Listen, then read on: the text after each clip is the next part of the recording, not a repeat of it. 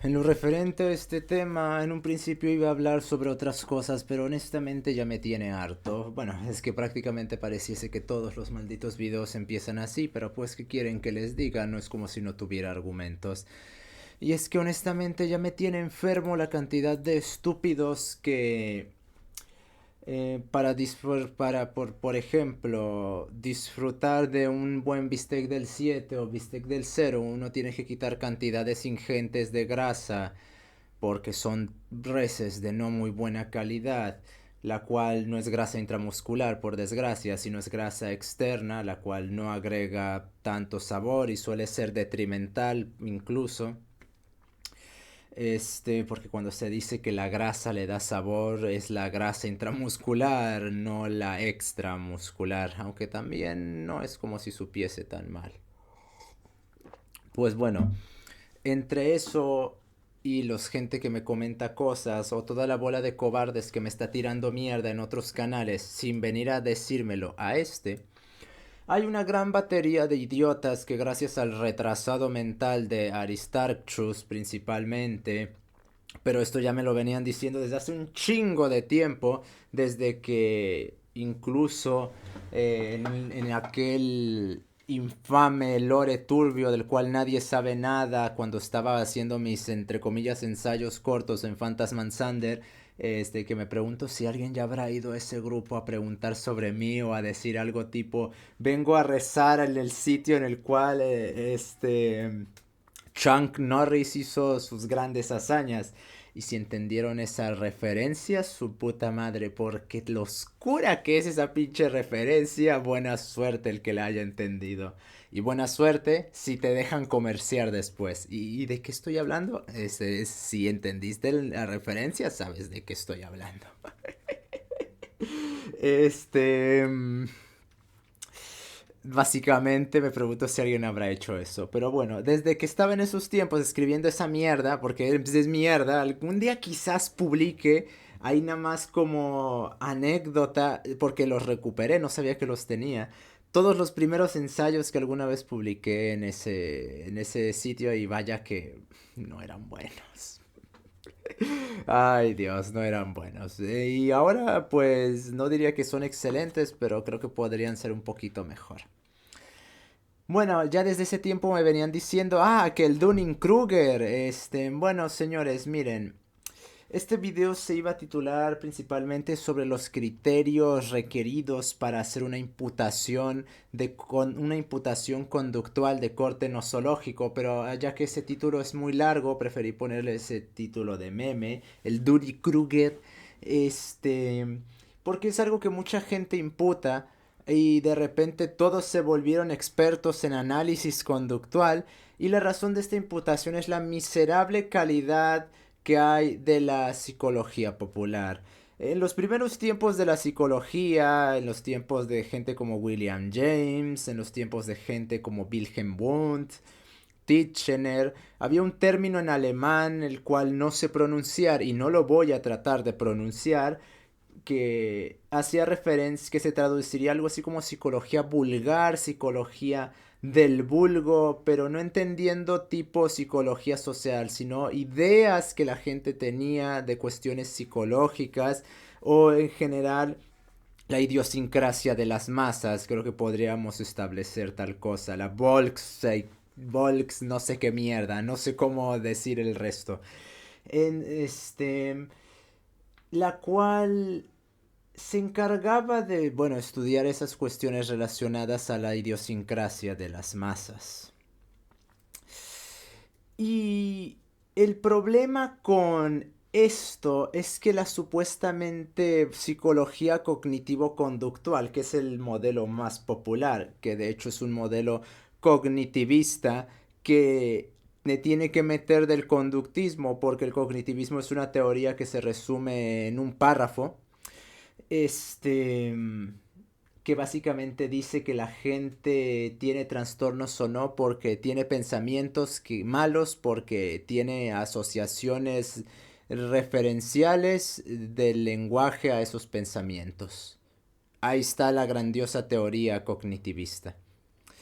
La conductista Buena suerte, hijo. Que contrario a lo que muchos dicen, la teoría de la conducta no se reduce a estímulo-respuesta. Ni siquiera Watson era tan superficial. A pesar de que su condicionamiento respondiente implicaba tal cosa, el bagaje que se utilizó para demostrar eso no es tan simple. Recuerden, señores, una cosa es la intervención conductual, que esa en Watson sí podía referirse a estímulo-respuesta, pero la teoría que sustenta tal cosa no es tan fácil ni es tan reduccionista, a pesar de que sí es reduccionista, porque toda ciencia es reduccionista. Y esto Javier Santaolalla te lo dice incluso hasta de la física, y él es doctor en física, que la física se fundamenta en el reduccionismo.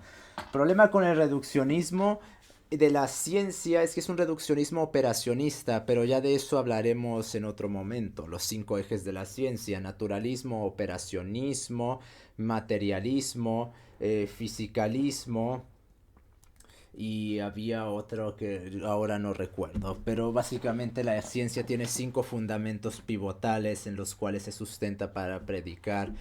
Y no, y naturalismo, y no, no hay que confundir ciencia con método, porque realmente en estos tiempos se cree que porque algo tenga un método ya lo hace ciencia. Eso es tan ridículo como decir que porque algo tenga un laboratorio ya es ciencia. Entonces la puta alquimia es una ciencia, y quién sabe de qué otras cosas no ha habido laboratorios. Pero en el momento en el que uno dice esto, es que son laboratorios específicos. Y entonces no es tener un laboratorio nada más. Gracias por corroborar lo que ya se estaba diciendo.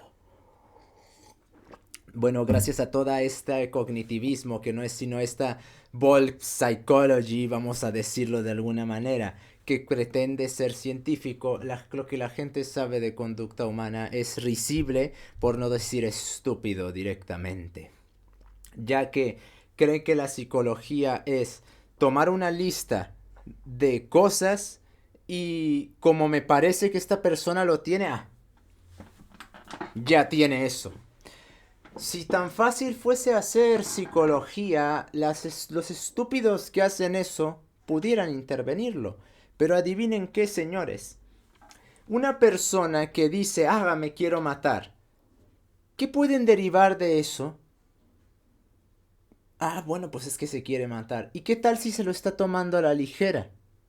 Y los faltarán los pendejos que dirán, bueno, pues sí, es como un meme para él. Sí, ¿y qué nos dice que una persona se tome tan a la ligera tal cosa? Y entonces ya no es tan fácil. Una persona que dice que se siente inútil dentro de algo que hace. No faltará el idiota que vaya a decir, es que tiene una baja autoestima. ¿Y qué tal si es porque no tiene experiencia y está limitado a hacer una cosa mientras ve a muchas otras personas? Y de hecho es una declaración que no está tan equivocado. Porque ve a una persona haciendo 40 cosas y él solo puede hacer 2 porque le falta experiencia y es inútil en lo referente a toda la operación. Bueno, pues resulta que ya no es tan fácil hacer psicología, ¿no es así? Pues bueno, estos pendejos que se la pasan diciéndole a quien sea Dunning-Kruger o a lo que no les guste, no escuchas a estos mismos imbéciles decirle a los diáconos de su pensamiento Dunning-Kruger, porque eso solo se le imputa a los malvados.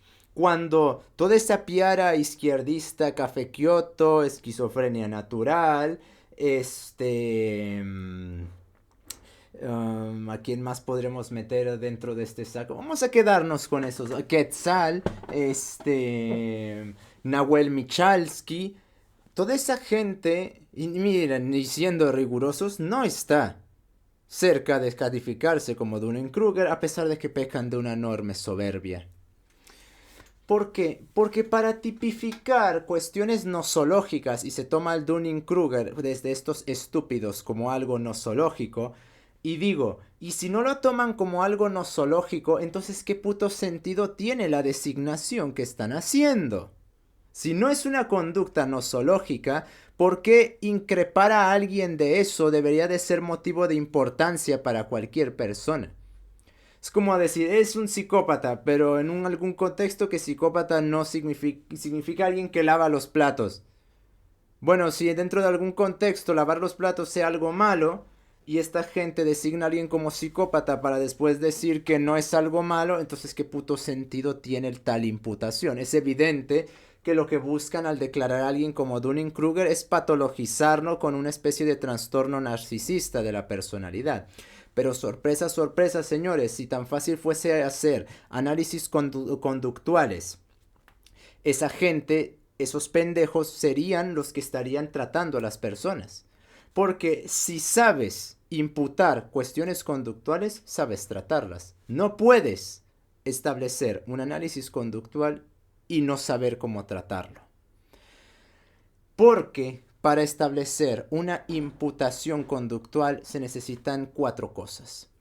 Análisis morfológico topológico, análisis funcional, análisis contingencial y un análisis histórico o análisis de la historia de aprendizaje del sujeto.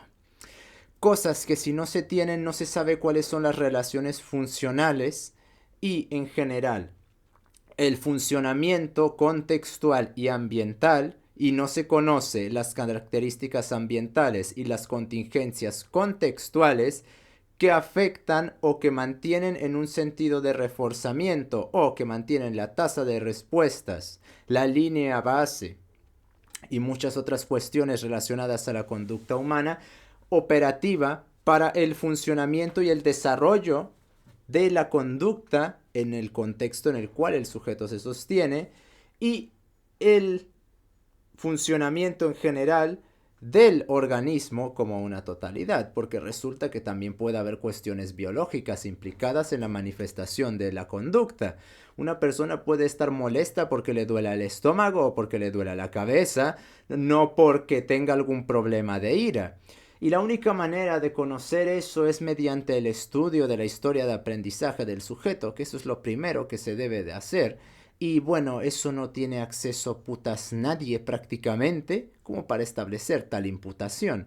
Y entonces digo yo, si no tienen acceso a la historia de aprendizaje de los sujetos, porque para eso necesitarían hacerle una cantidad de preguntas muy personales, estudiar su ambiente, estudiar su contexto, porque, oh sí señores, eso es importante para establecer la discriminación del funcionamiento de la conducta, porque como se dijo anteriormente, la función conductual puede tener uno u otro cauce dependiendo de cómo el sujeto interprete, análisis morfológico, y al mismo tiempo qué función se le asignado a dicha conducta, análisis funcional.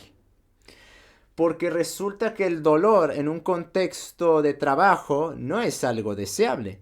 Pero ¿qué tal en un contexto sexual? Oh, ahí cambia la cosa. Pues resulta que para eso hay que establecer un análisis funcional para describir el funcionamiento, la finalidad que tiene la conducta en virtud del sujeto, y si no estudiamos el contexto y el ambiente, que no son la misma cosa, no vamos a poder entender las causas de la conducta o por qué el sujeto se comporta como lo hace. Y para eso se requieren muchas preguntas que no se pueden realizar a través de una maldita pantalla. O de un maldito video, o de unos comentarios, o de unas extracciones fuera de contexto, o directamente de memes, para poder establecer derivaciones. Eso es pretender que podemos hacer psicología de personajes.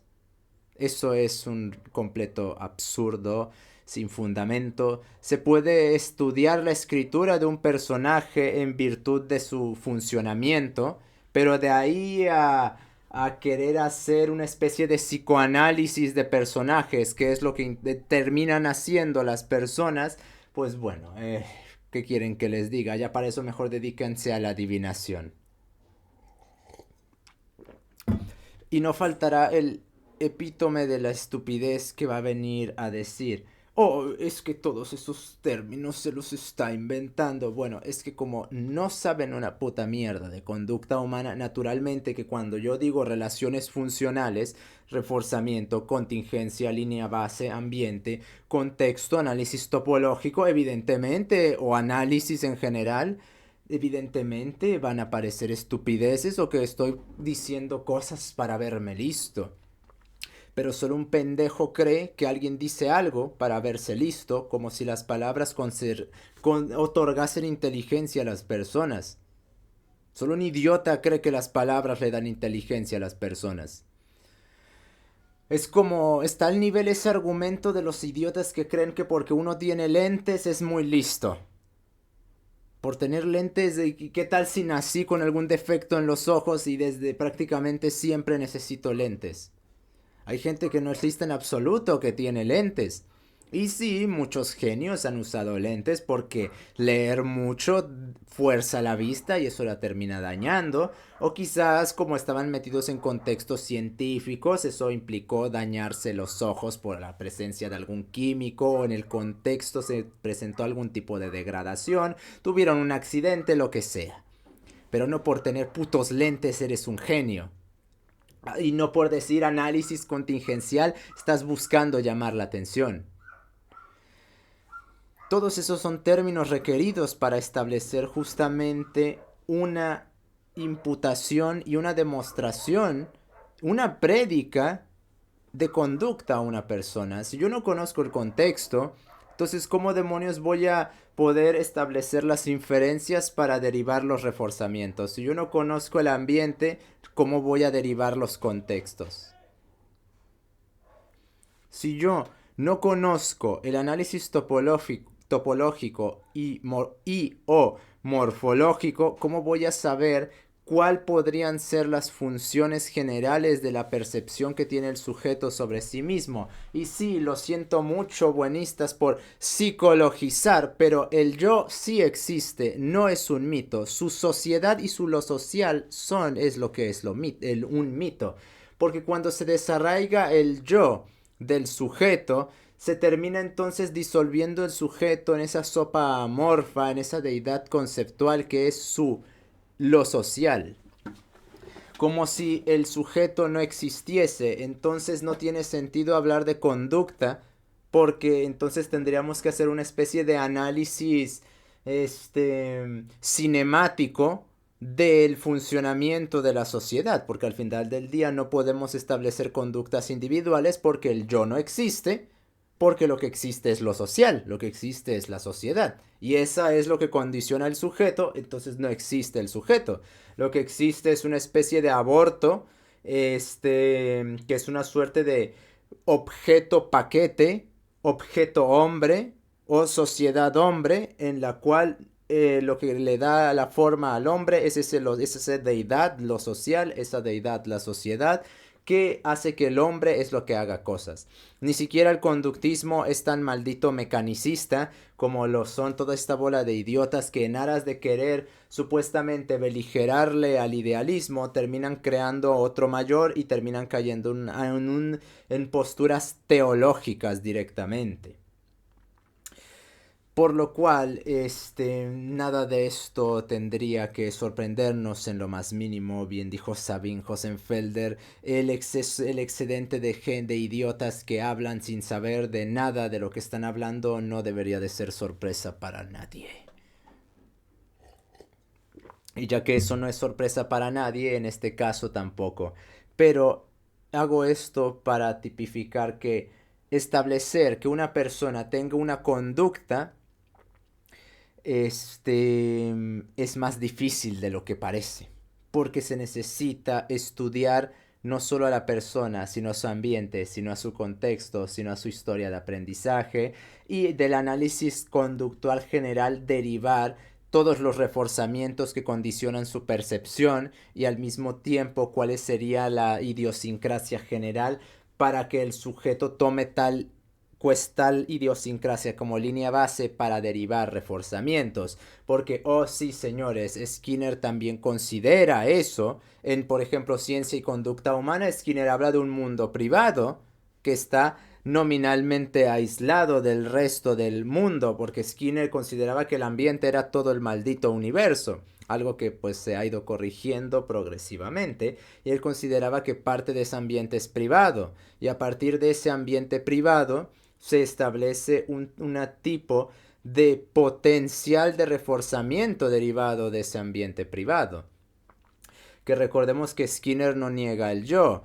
De ahí la radical diferencia entre Watson y Skinner. Watson poco distaba para el hombre lo que pensaba Descartes de los animales. Cambio Skinner no hace un reduccionismo tan radical, tan naturalista, prácticamente casi de corte darwinista, como lo hizo Watson, sino que de ahí la diferencia entre el conductismo radical y el conductismo metodológico o respondiente de Watson, el cual establece que las respuestas, el condicionamiento respondiente del conductismo watsoniano se integra en el skinneriano. Pero Skinner agrega las variables operantes. ¿Pero qué es lo que opera? Lo que opera es el organismo. Ahí se habla de la totalidad del organismo. Watson lo reducía a partes del organismo. Que si el sistema nervioso, que si el sistema musculoesquelético, que si X o Y cuestión biológica. Casi es una fisiología la conducta para Watson.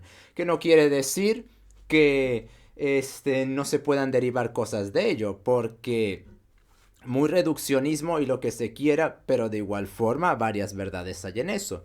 Quizás la ontología no es la correcta y la noseología tampoco, pero la epistemología y ciertas partes de la noseología sí tienen fundamento utilitario. De lo contrario, los sujetos no presentarían esos recondicionamientos que parecerían tan estúpidos, pero que realmente nos afectan a todos día a día.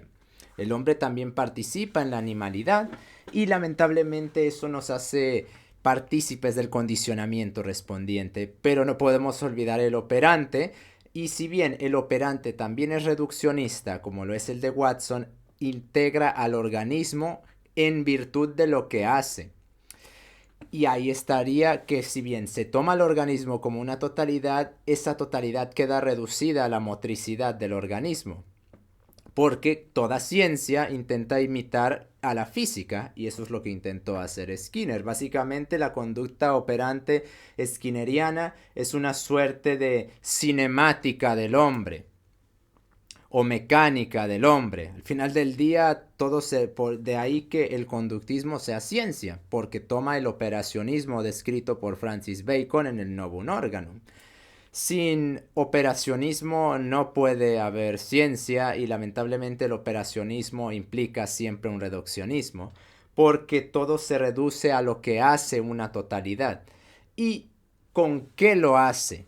Mas no toda la totalidad del organismo, porque recordemos que en lo referente a la conducta hay ciertas cuestiones que no son tomadas en cuenta, como por ejemplo los condicionantes puramente humanos, que lamentablemente están imbuidos en una sarta de estupideces, pero de ahí se tendrían que estudiar prácticamente todas las escuelas, porque si algunas prácticamente todas acusan al conductismo de reduccionista, y es verdad, pero criticarle al conductismo de reduccionista es como criticar a la física por ser reduccionista también, es decir, una crítica completamente estúpida.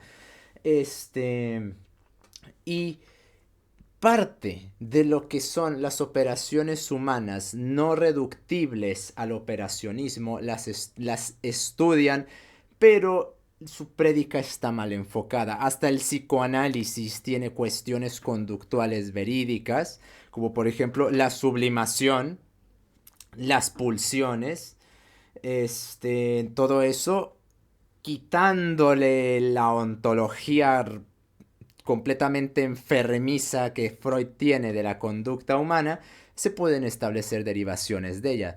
Freud no era un estúpido, y ninguno de los exponentes, ni Vygotsky, ni Wundt, ni William James, ni Titchener, ni Hull, nadie era un estúpido, y de todo se puede derivar. No quiere decir que la ontología esté correcta, pero tampoco quiere decir que no se pueden establecer derivaciones. Ocurre lo mismo incluso con la sociología y la antropología, que tanto la sociología como la antropología son disciplinas tanto pseudo como anticientíficas, pero se deben estudiar no para hacer una sociología personalista como hacen los buenistas, como quiere hacer José Errasti, que me habla de lo social con una materialidad tan marcada como la de una montaña, pero yo no puedo tocar las relaciones sociales y a una montaña sí la puedo tocar. Así que de materialidad, pues ahí sí que están ligeramente diferentes.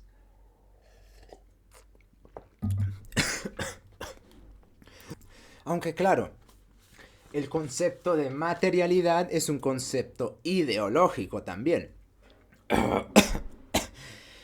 Porque no es la materialidad la que constituye digamos, la presencia del objeto. Es la espacialidad. ¿En qué sentido? En cuál es el substrato que condiciona la presencia de un objeto, de una forma en el espacio. Puede ser material, como es en el caso de las partículas, los átomos, los planetas. Puede ser energético, como en el caso de la velocidad, la energía, las fuerzas,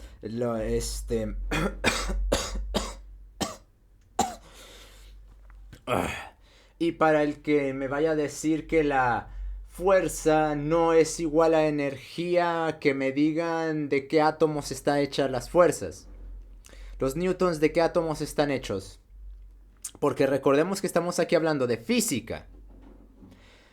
Y si la materia, si las fuerzas no están compuestas de átomos, entonces ¿en qué puto estrato establecemos la operatividad de las fuerzas?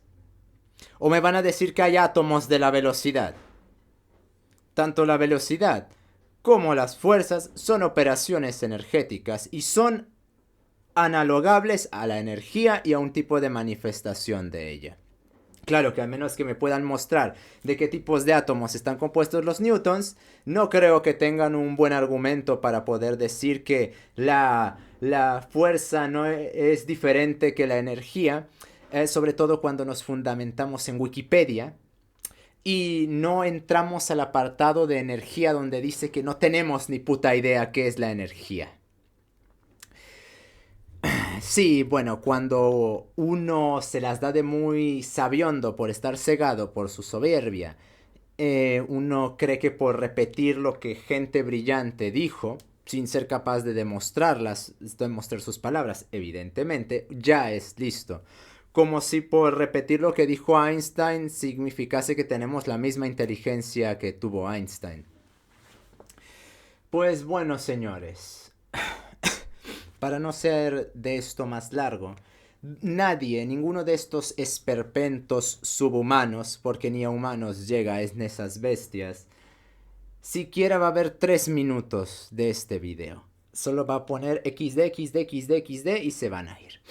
Pero para los que de hecho se toman en serio las cuestiones de la conducta humana, se puede derivar aquí que si fuese tan fácil hacer análisis de la conducta, cualquiera podría ser un analista de la conducta y vemos que eso no es así, porque se requieren muchas cosas y quizás la más importante de ella. Se necesita preguntarle al sujeto. Sorpresa, sorpresa. Algo que ya putas Skinner había dicho en su tratado del 45, el análisis operacional de los términos psicológicos. Qué decepcionante. Pero bueno, señores, sigan repitiendo sus máximas de canales piteros como Psicoblog o Mente y su puta madre. No recuerdo, hay un literalmente un beta cook de lo más estereotípico haciendo videos de psicología. No recuerdo cómo se llama, tenía mente en la palabra. A ver si ya van demostrando qué es la mente. Porque el reduccionismo operacionista de la mente es el conjunto de... Eso no es una definición. Si yo te pregunto qué es el hombre, si tú me dices, el hombre es el conjunto de órganos y de tejidos que... Eso no es una definición. Decir que la ciencia es un conjunto de criterios es no saber qué es la ciencia. porque no podemos aplicar un reduccionismo operacionista fuera del contexto científico. Y ahí sí hablamos de un contexto filosófico, porque estamos tratando de entender una totalidad, que la totalidad y sus relaciones es de lo que se encarga la filosofía. Y de la teleología, de esa totalidad, se encarga la teología. Que todas las disciplinas, del orden que sea, que traten de derivar una teleología, son teologías. Ahí les encargo darwinistas. Entonces, no se puede hablar de ciencia pretendiendo teleologías como si ya supiésemos tanto. Hay un libro, no recuerdo quién lo escribió, contra Apocalípticos, el cual dice la ciencia ya casi está terminada. Ah, en serio, la ciencia ya casi está terminada. ¿Qué es lo que habilita que haya 3 dimensiones y no 7 en el universo? ¿Qué es el espacio? ¿De qué está compuesto? Si el espacio es estirable, contraíble, maleable, dúctil, eso lo es en virtud de una composición. O vamos a decir que el espacio se moldea porque no es nada. Entonces no se está curvando nada. No se puede hablar de que haya una curvatura en el espacio en ese caso. Si el espacio se curva, tiene unas propiedades que no son simplemente contener cosas. ¿A dónde se fue la antimateria? ¿Dónde está la materia oscura y la energía oscura? ¿Cuántos años realmente tiene el universo si la materia no oscura, vamos a llamarlo, es solo el 4% de la que existe? Y solo tenemos acceso a un fondo cósmico de microondas del tamaño del 4% de esa materia, porque no podemos detectar el espectro electromagnético de la materia oscura. Supongo que de ahí que cuando el padre Jorge Loring hablaba de la escala corta y la escala larga de la edad del universo, tenga sentido hablar de 500 billones de años en la edad del universo. Podríamos decir que el universo puede incluso tener hasta trillones de años, siguiendo que tenga 13.700, 15.000 millones de años con el 4% que vemos del universo. Eso suponiendo que el espacio se comporte de la misma forma en presencia de materia oscura. Porque igual y el espacio puede tener diferentes propiedades en virtud de qué tipo de materia está conteniendo.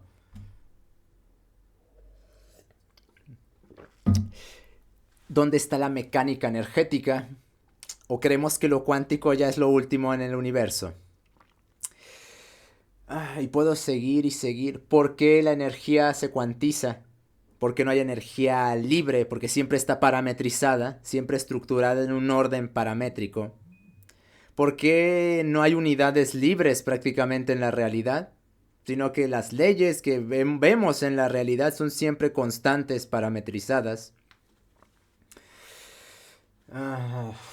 ¿Cómo se pasó de la supuesta materia inanimada a la materia animada? El argumento emergentista no es un argumento.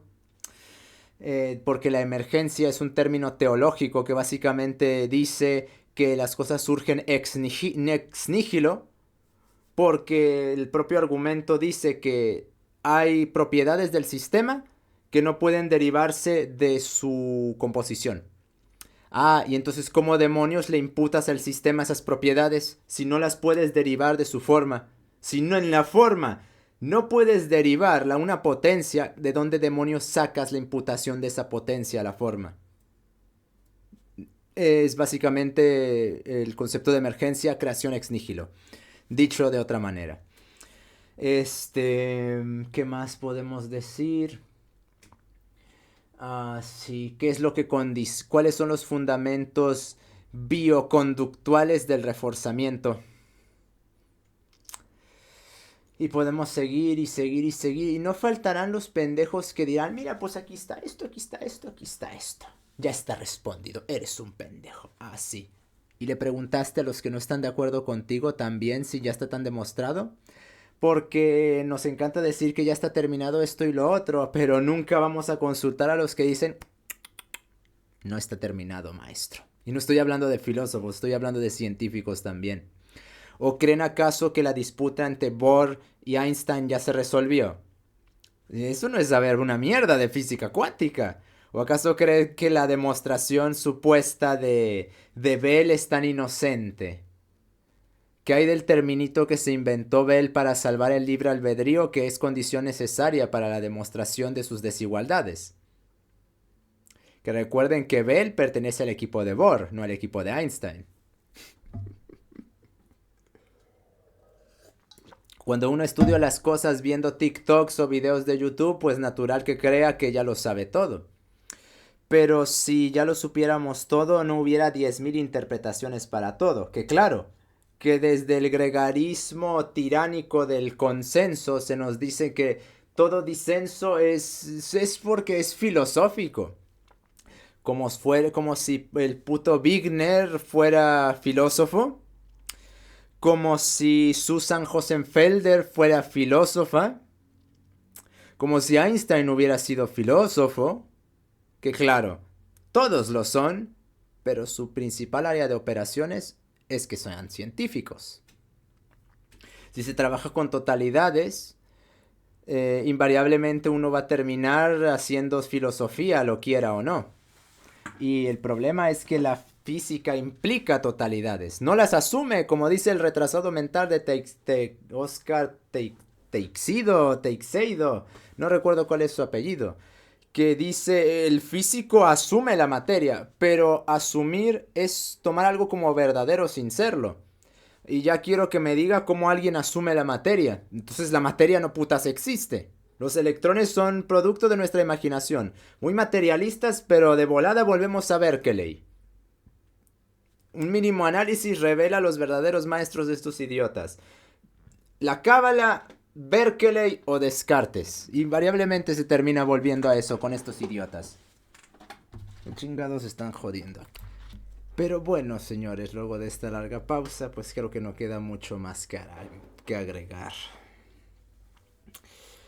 Solo si fuera tan fácil hacer análisis de la conducta, cualquier pendejo podría hacerlo y cualquier estúpido podría tratarlo, pero resulta que ni es tan fácil hacerlo ni es tan fácil tratarlo. Quizás el cognitivismo haya vendido una suerte de psicología recetario que sea la que más les sirve a los pendejos para imputar conductas sin saber cómo de hecho se tienen que demostrar. Porque, oh sí, se tiene que demostrar que una persona tenga algo y no simplemente seguir la listita de 3 puntos que me dijo el CIE-10 o el DSM-5 o el DHXS tu puta madre. Este, porque resulta que hay conductas que se parecen y se tiene que discriminar cuáles son las que tienen sujeto y cuál es su función y por qué tienen esa función. No simplemente, como parece, por lo tanto es. Eso, cuánto daño ese tipo de argumentos le está haciendo a todo, no solo a la ciencia o a la filosofía, a todo. Bueno, señores, nos estamos viendo. Y por favor, si van a hocicar de conducta humana, tan siquiera léanse el manifiesto de Watson. Tan siquiera eso, por favor.